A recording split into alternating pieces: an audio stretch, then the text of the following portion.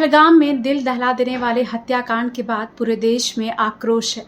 हर तरफ से बदला लेने की आवाज उठ रही है। प्रधानमंत्री नरेंद्र मोदी ने मधुबनी से दिए गए भाषण में सख्त कदम उठाने के संकेत भी दिए। इसके बाद से पाकिस्तान में खलबली मची हुई है। पीओके में कुंडली मारे बैठे आतंकवादियों में भागम भाग की स्थिति है। पाकिस्तान आर्मी और एयरफोर्स आतंकवादियों को सुरक्षित जगहों पर पहुंचाने में जुटी हुई है।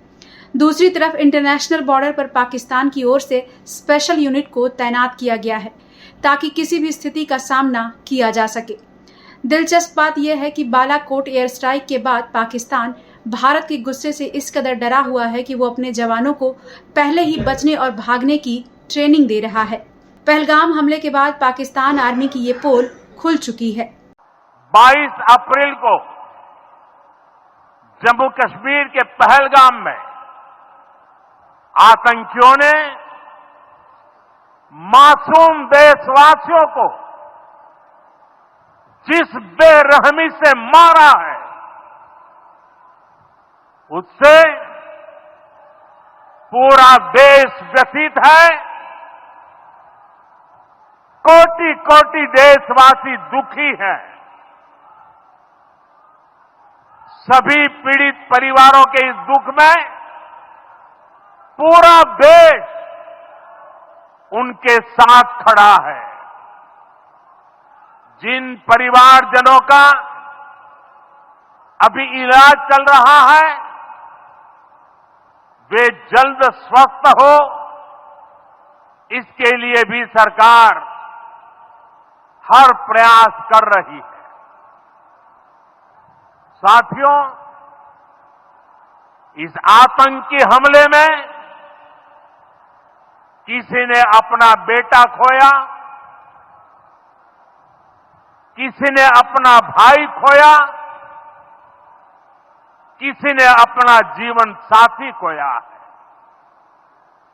उनमें से कोई बांग्ला बोलता था, कोई कन्नड़ा बोलता था, कोई मराठी था, कोई ओडिया था, कोई गुजराती था, कोई यहां बिहार का लाल था। आज उन सभी की मृत्यु पर करगिल से कन्याकुमारी तक हमारा दुख एक जैसा है, हमारा आक्रोश एक जैसा है। ये हमला सिर्फ निहत्थे पर्यटकों पर नहीं हुआ है। देश के दुश्मनों ने भारत की आत्मा पर हमला करने का दुस्साहस किया है। मैं बहुत स्पष्ट शब्दों में कहना चाहता हूं, जिन्होंने ये हमला किया है, उन आतंकियों को और इस हमले की साजिश रचने वालों को उनकी कल्पना से भी बड़ी सजा मिलेगी। पीएम मोदी की ये चेतावनी और आतंकवादियों के घर पर हुई कार्रवाई के बाद पाकिस्तान थर थर कांप रहा है, लेकिन दुनिया को दिखाने के लिए इस हमले से खुद को अलग कर रहा है। फिर भी पाकिस्तान का असली चेहरा सामने आ ही गया है, क्योंकि पहलगाम में हुए आतंकी हमले के बाद दिल्ली स्थित पाक उच्चायोग में केक काटा गया है। हमले के बाद पाक उच्चायोग का स्टाफ केक लेकर जाता हुआ कैमरे में कैद हुआ है।